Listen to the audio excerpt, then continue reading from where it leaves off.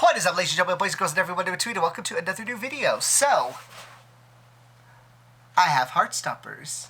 1, 2, 3. 4 is coming in a separate shipment, but I do have that coming. Also, I got gay socks. But, I was thinking, like, Heartstoppers has been a fantastic, amazing, wonderful, sweet show, but it has also attracted attention from a very specific crowd who have very specific views that I feel are going to become very quickly relevant right now. So, might as well make a video talking about them. That would probably be, I've referred to them before, the good old tenderqueers. So, let's get into this video and talk about Kink at Pride.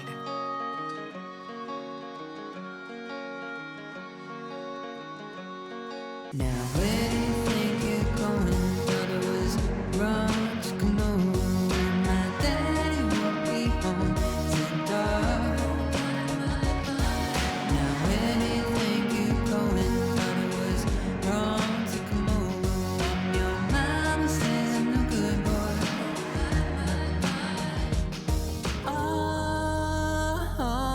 So yeah, Kink at Pride, almost every year that I have known, this ends up becoming a discussion, an argument, a heated debate, and honestly, in the current year especially, this feels like dangerous, scary, and dark territory to be going down.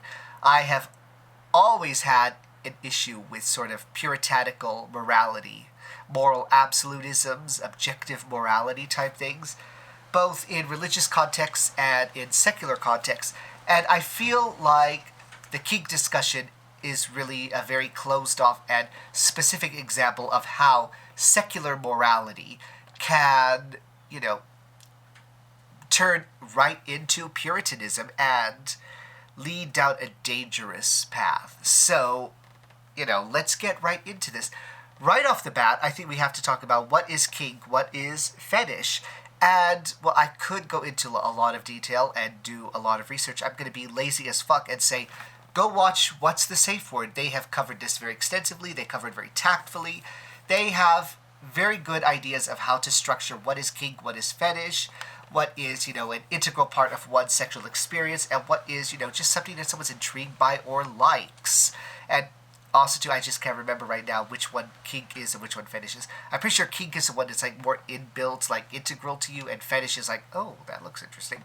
But getting away from the main topic, to me, the one main thing is that I feel like ultimately with fetishes and kinks, nothing about them is intrinsically sexual, actually.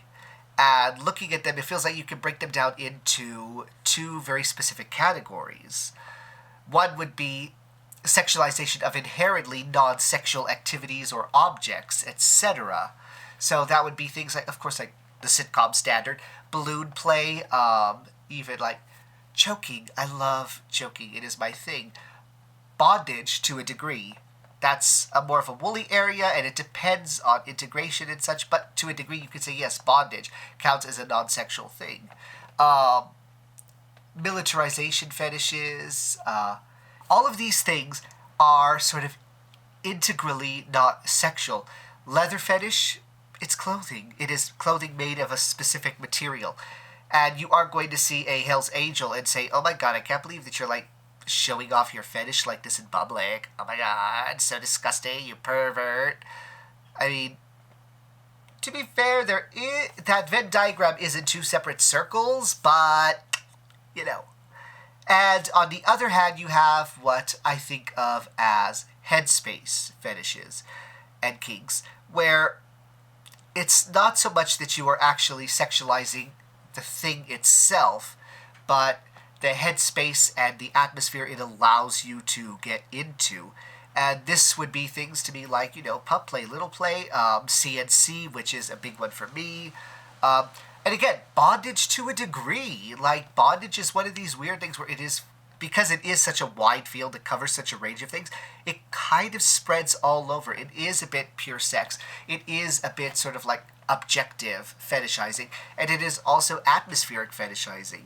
Oh, I like those terms. Maybe I should use those instead. And ultimately, this is the thing. It's like me being into CNC which, for those who don't know, is consensual non-consent. Essentially being able to say, look, I want you to do whatever you want to me, and if I say stop, I don't want you to stop. If I say banana split, then you can stop, but because that's a safe word. But unless I'm saying the safe word, ignore me when you feel like it's right. Like, CNC is that. And of course, some people probably know CNC by its more colloquial street name, which would be, rape play, trigger warning. And the funny thing is, yes, but also no, because CNC, well, it's about relinquishing your control, relinquishing your abilities in the scene, in the scenario, and such. It is not actual rape, and it is not actual fetishization of rape. And as someone who has been raped multiple times, my CNC scenes do not give me any of the trauma, any of the issues, any of the problems that, being raped by someone has given me. Getting away from these definition things, the next thing that comes up to me is, why should we have kink and pride? And the answer is, because they've always been there. Because from day one, right at Stonewall, there were leather daddies, there were people into bondage. What actually is distinguishing you from a Harley-Davidson driver, outside of the fact that you don't have a motorcycle, outside of the fact that underneath your leather jacket is a crop top with glitter on it, outside of the fact that, you're probably wearing a jockstrap instead of thick denim, or a thong, it is just clothing, it is just stuff. And yes, it does relate to a kink or fetish that you have, but it is not intrinsic to it. If a guy lost all of his leather gear the next day, he isn't going to be suddenly unable to have any sort of satisfying sex because the leather gear wasn't integral to the sex. It wasn't needed to have sex. It was something that enhanced the elements. It was something that brought an extra level to it. Like saucy lingerie, let's be honest. That's a good comparison there. It is, the cute little lacy bra and the nice little, sexy pants. And yes, the woman can wear those, when she wants to entertain. But she could also wear them underneath a power suit and just feel fun and excited because she's wearing something a little bit salacious and nobody knows. Who's gonna know? How would they know? And even when you get into more specific gear, like the infamous little pup hoods and such, it still really isn't inherently sexual. And I realize this one is a bit more odd because most people don't look at the pup community, don't really get to know about the pup community unless they're actually in it. I'm not fully into it. I'm definitely intrigued, but I'm also intrigued in a way where I feel like it would exacerbate some of the negative qualities of my life in the moment. So I don't really want to explore it now, if that makes sense. But as someone who has looked at pup play, as someone who has a lot of friends into pup play, I could say, this shit is wholesome, y'all, okay?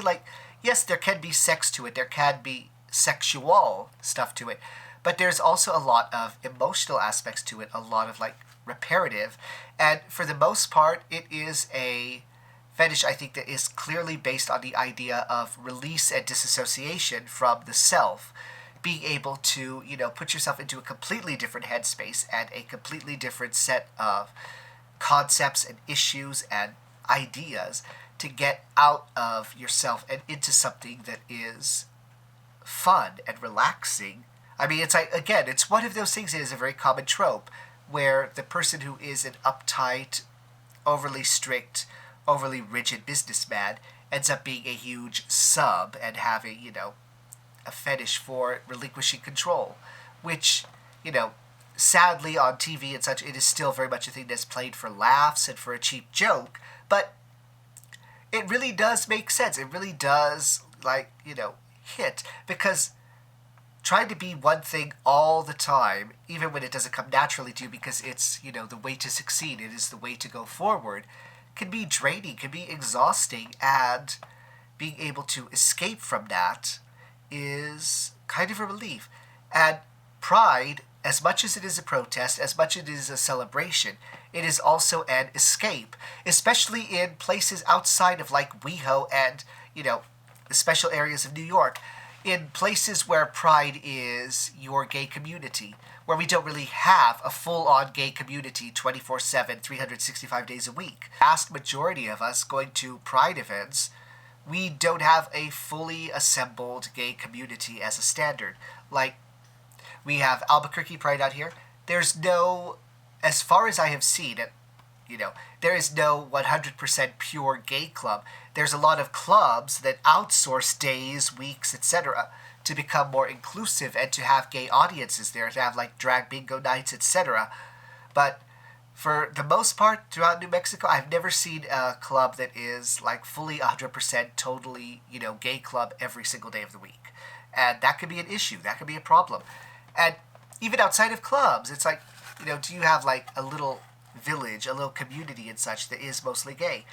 No, not all the time. And there was one in Santa Fe. Santa Fe used to have like a very burgeoning gay community, but it's sort of quelled and died out. And that's an unfortunate term of phrase, considering, but, it is what it is. And so the thing is, like, some of us never, ever get the chance to shut off our caution, to shut off our trepidation. We never get the chance to feel like I can flirt with this guy and it'll be fine. Even if he is straight, it'll be fine. Some of us don't ever get that certainty of feeling like we're around our own. So pride isn't just, a gathering. It isn't just a celebration. It isn't just protest or even a riot. Pride is freedom. It is a special time to be entirely who you are. And fetishes and kinks, etc. are very much an integral part of who someone is, especially in cases like this where it is your one chance to be free. And most of every version of seeing kink at Pride, seeing fetish at Pride, has been accessorizing, has been, base level stuff. The stuff that you're going to see, honestly, in a PG-13 movie, if they're going to cover fetish stuff. Wearing something is not equivalent to doing something. And I kind of hate to bring up this comparison, but I do feel like it is apt in the situation. But saying that wearing something kink-related is as bad as performing that kink itself in public, without anyone's consent, unrestricted, is very much the same energy to me as saying that, a woman wearing something that is provocative and wearing something that is evocative is exactly the same as her going around telling men, I want sex, I want you to fuck me right now, and then getting upset when she actually gets raped. There's no correlation. What you wear does not say anything about action. It does not say anything about what you are willing or unwilling to do. There are plenty of people, who will wear their fetish gear to Pride events, but are very private and do not even like any sort of voyeurism. Hell, I've seen people, go full leather gear at Pride, and they are also the types of people who don't even want to film their stuff for, OnlyFans, or even do, anonymous footage where you don't see their faces, etc., because that takes them out of things, and it isn't, conducive to sexual exploration. And ultimately, I would say that this is the biggest thing, that, the moral objectivity here is saying that if it's sex-related, it's sex. And it is on equal shamefulness to sex, which is wrong and stupid, and an incredibly narrow, simplistic view, which is disgustingly mirrored in all of the efforts against gay people, against queer people, against trans people, that says that because there is one little aspect of us that is related to sex, we are inappropriate in every single way whatsoever. The idea that you can't say that I have a husband to a classroom because apparently you are being, sexually provocative and age inappropriate to say that you have a husband, whereas every other teacher in the world could talk about having their wife or, having kids at home, and no one is going to bat an eye about it. And it is ridiculous to me to see a secular version of moral objectivity is becoming very pervasive in queer spaces and young spaces. And, I kind of hate the idea of lumping a bunch of young people together because, I've had it happen to me. I've been a millennial and all that. I've had all that stuff targeted me, but I do feel like there is a specific demographic that tends to be tender queer. And I do feel like there is an issue here where something is making them not really connect with the gay experience as a wider event, as something that exists outside of their generation. And, I hate saying that because it feels stupid. And on the other hand, too, I also feel like it's accurate because gay history, just like black history, accurate black history, never truly gets covered in any sort of educational standard unless you're going into college and very specific classes. It never ever gets truly discussed. Most kids don't even know about Stonewall, or if they do, it was like a tiny little paragraph. Most kids don't know about the advances. They don't know about Harvey Milk. They don't know about everything that has happened from gay people in the past up to now. And, I feel like gay marriage was maybe the last big hurdle where we had multiple generations united together, knowing each other's struggles, knowing each other's issues. And I almost hate saying this because it sounds like I'm putting down a decision and such, but I almost feel like once gay marriage was legalized and kids started growing up in an era after that initial outburst, where, you had states trying to block it in some way to the degree where they were saying no marriage licenses at all, etc. That's not to say that they don't have struggles. That's not to say that they don't have issues. I mean, Heartstopper, it's still appealing. It is still, like, calling out to these young people in a way that is relatable and such. So there are still struggles out there with, accepting yourself as gay, as bi, as queer. There are still struggles with, coming to terms with that, with dealing with cishet people that are, still bullies, still narrow-minded, still assholes about stuff.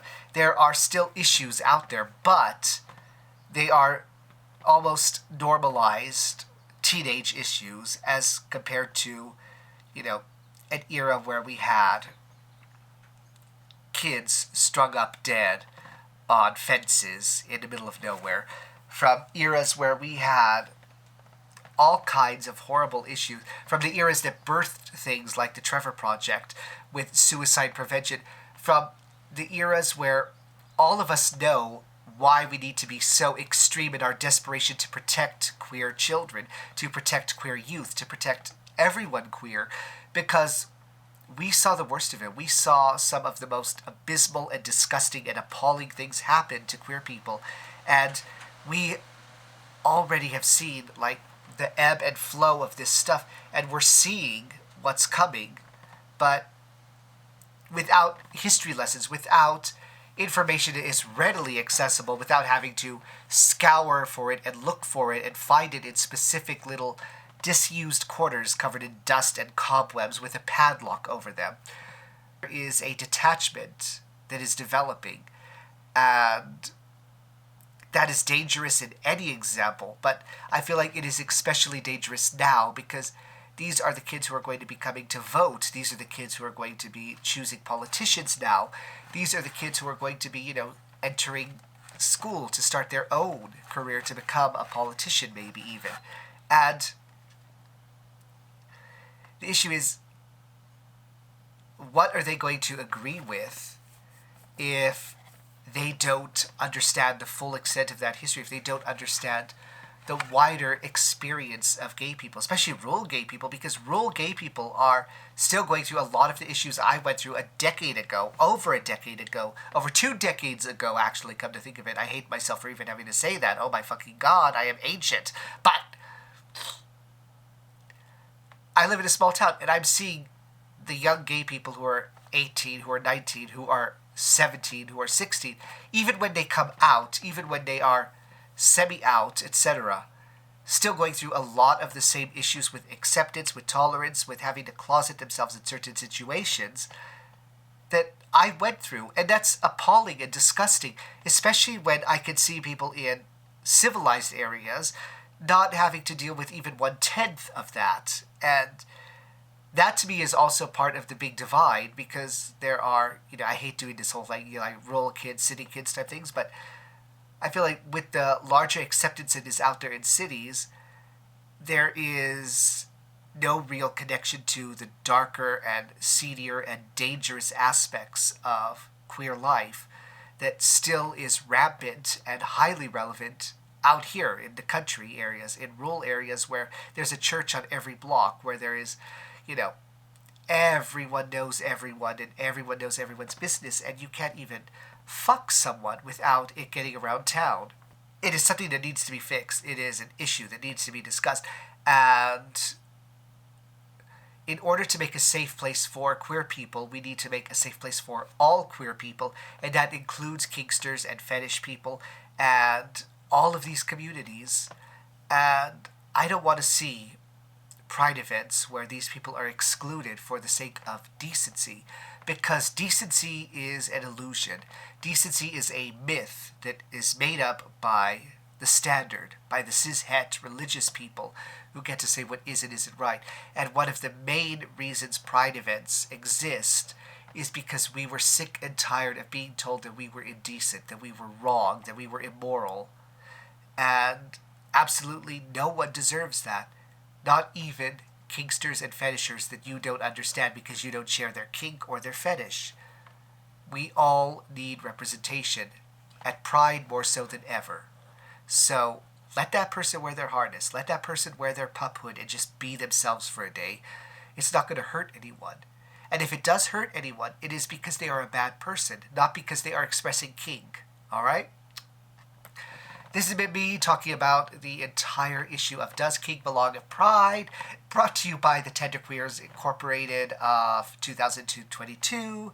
And, you know, if you enjoyed this video, like, comment, subscribe. If you didn't enjoy it, like, maybe don't comment, but you can also subscribe. And I will see you guys in the next video. Of course, remember, life always gets better as long as you work at it brick by brick. See ya.